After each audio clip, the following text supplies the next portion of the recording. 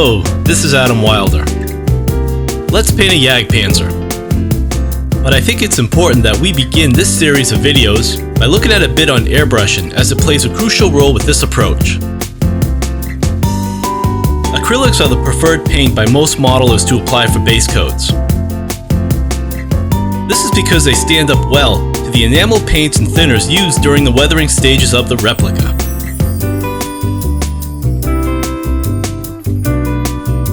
It is difficult to apply an opaque coat when brushing acrylics. Even after a few layers, you still need to apply more.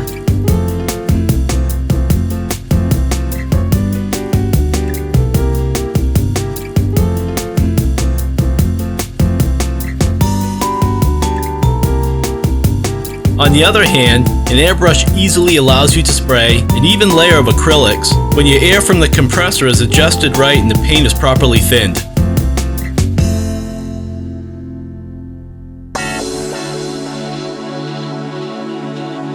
When airbrushing, you will also need more than one layer. But every successive coat will cover the surface more evenly.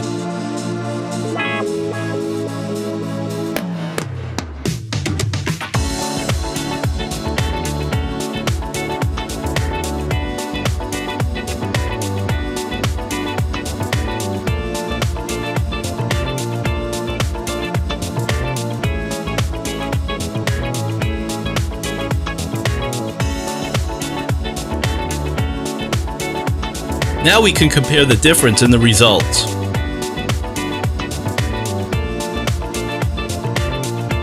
But for this example, we'll be using Tamiya paints.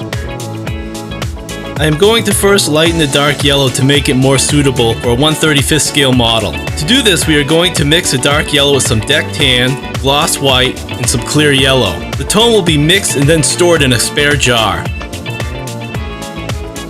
As with all paints, after stirring up the settled pigments, screw the lid back onto the jar and shake it well.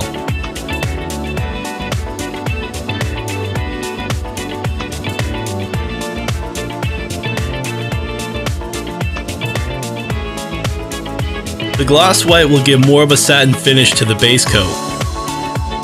The clear yellow will do the same, while also adding a bit of color that was lost when lighting the tone with the deck tan and the white colors.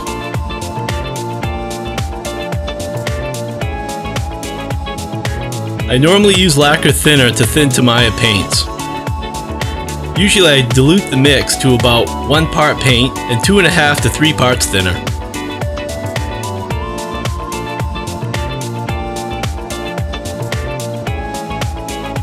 With experience, you will be able to tell if the paint is thinned enough by watching how quickly it runs down the inner side of the jar. With our mixed dark yellow jarred and ready, I added liquid mask to all of the places where parts such as the running gear would be glued once the model was painted.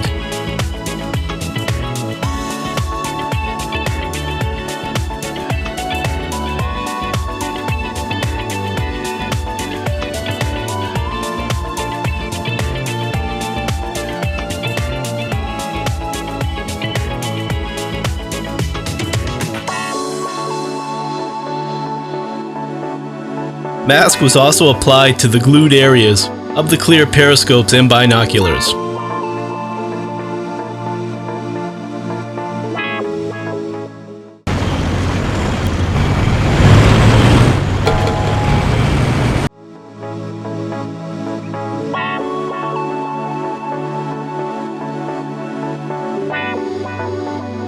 Blow air over the model to remove any unwanted dust that might affect the base coat.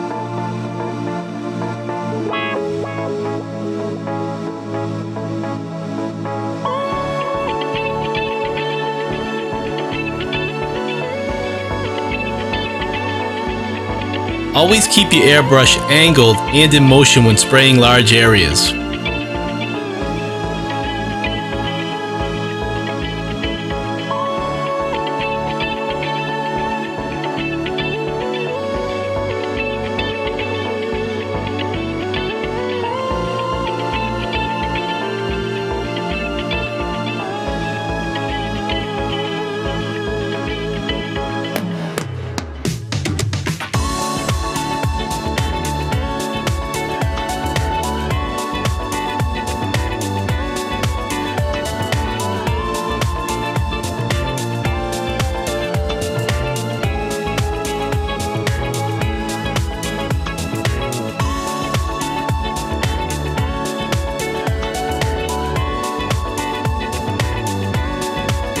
You will need to airbrush the areas from different angles, ensuring that you get an even coat completely covering all of the details. A double action airbrush is good for these tasks because it allows you to regulate the flow of paint when spraying hard to reach areas.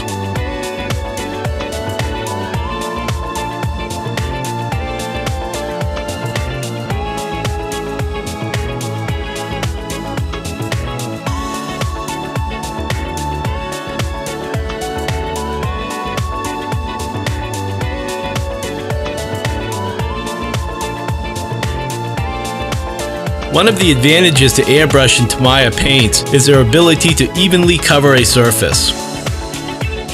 You can start applying the second coat almost immediately after you have finished the first one.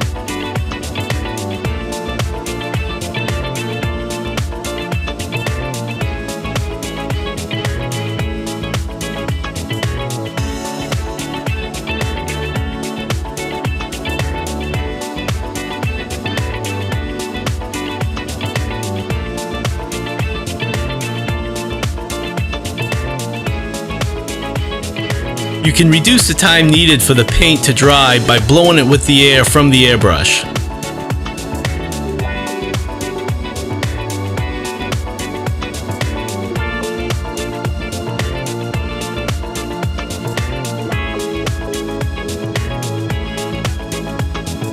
Remember to rotate the model between coats in order to evenly cover all of the details.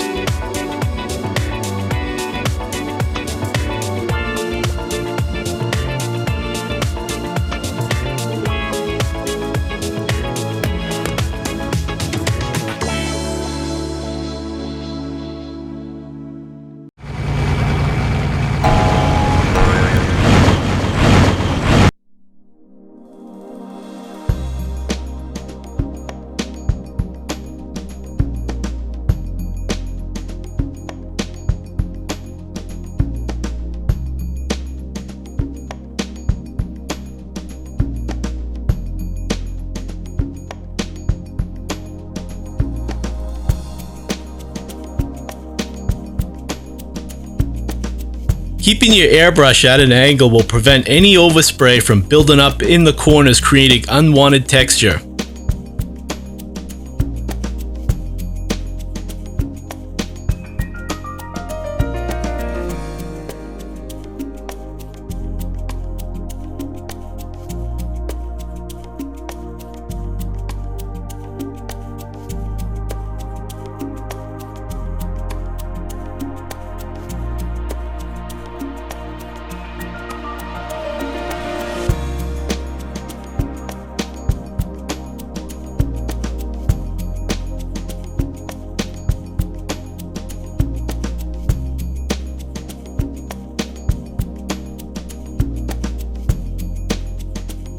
I usually set the regulator on my air compressor to about 18 to 20 psi when airbrushing Tamiya paints.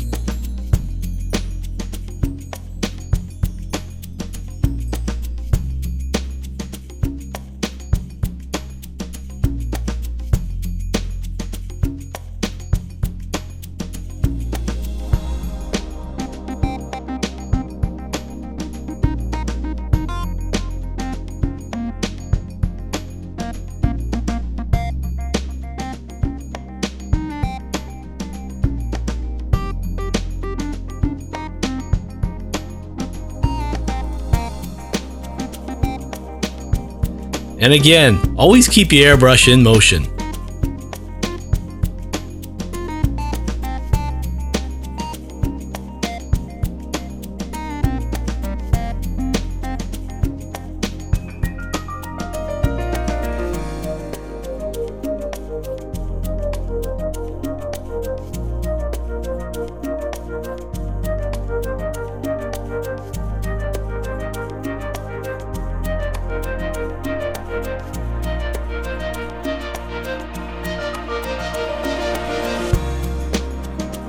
Note how the airbrush is always angled, allowing the overspray to blow away from the surface.